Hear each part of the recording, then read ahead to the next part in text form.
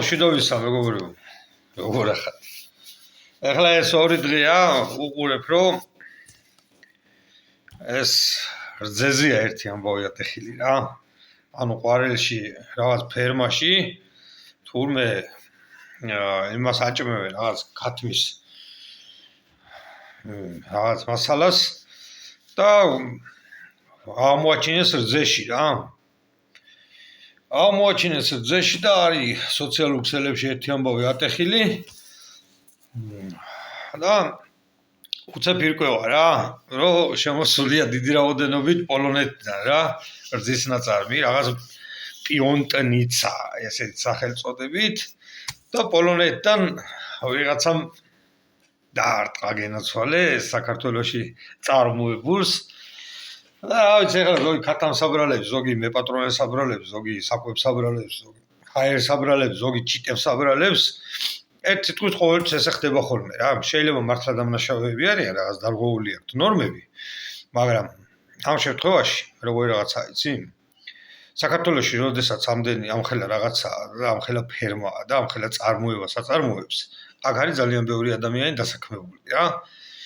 ავტომატურად ეს წარმოება ჩერდება და რა ვიცი, კიდე საკითხავია ვისი დაკვეთით ჩერდება, ეს მომსახურე პერსონალები რა თქმა უნდა უმუშევრად არჩევიან და ეს რაღაცა განვითარების თემა რაც არის ამ მესაქონლეობისა და ბერძეობისა და რაღაცა ეგეცა კვდება.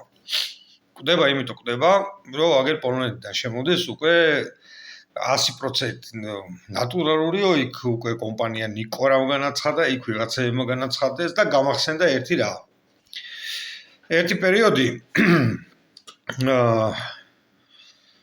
საქართველოში გაჩნდა ღორის გრიპი რა.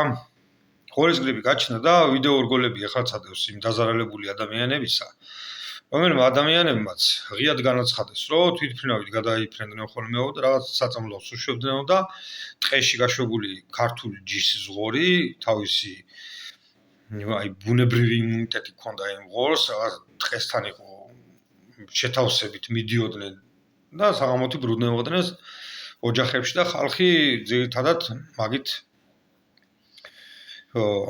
თავი გაქონდათ რა. აი ღორი სულ დაეხოცათ და იმ მომენტში ეტაპობრივად შემოვიდა უკრაინიდან გაყინული ღორი. გამიგეთ? მაგას თავი დავანებოთ იმ პერიოდში პირველად გაჩნდა საქართველოში ბაზარზე გაყინული ქათმის ბარკლები. შენ გაიგე რა იყო მაშინ ის ქათმის ბარკლები და ამასობაში საქართველოში მეფრინველობის ფაბრიკებს დედა ეტირა რა. იმ პერიოდში ყოველთვის ეს ხდება ხოლმე რა, თუ გადაავლებ თვალს ყოველთვის ეს ხდება. ეხლა აქ პრობლემა რა არის? როდესაც იძახიან რომ ამ რძეში რაღაც შენარევებია და რაღაც თურმე რაღაცეებს შეიცავდა საშია ჯანმრთელობისთვის, შენ ამ დროს ერთი ხელის მოსმით ამას რომ ყველაფერს კეტავ, კი არ მოკეტავდე, ამის გამოსწორებას უნდა ცდილობდე რა და უფრო უნდა ცდილობდე რომ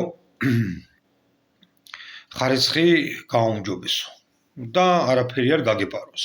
ამ შემთხვევაში რძის ნაწარმში, იმიტომ რომ რძე ისეთი პროდუქტია, რომ პატარიდან დაწყებული მოხუცის ჩათვლით ყველა მოიხმარს.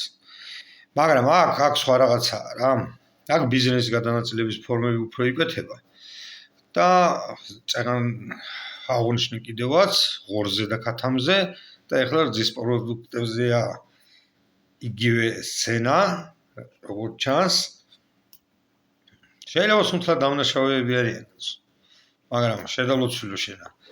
მოდი შენი ჭირი გერჩინოს აქ, გამოაჯანსაღე, ვიდრე გარედან შემოიტანო. გარედან შემოწმებელი ვინ არის? ვინ არის? მაღაზიებში ვერ შეგიმოწმებიათ რა პროდუქტს ჯანს ხალხი. მაღაზიებში. თითოეულ ძეხს და ესეთ რაღაც პროდუქტებს, ფუჭებად პროდუქტებს 7-ჯერ 10-ჯერ დრო და ფასები გადაწერებული ზე. ეგენი ვერ შეგიმოწმებით. და რძეში ჩაყვინთეთ და რძეებს ამოწმებთ მთელი ნახევარი საქართველო, რომ თურმე ქათმის კლინტი ყოფილა იქ შერეული. როდის იყო ძროხა კლინტს აჭამდა?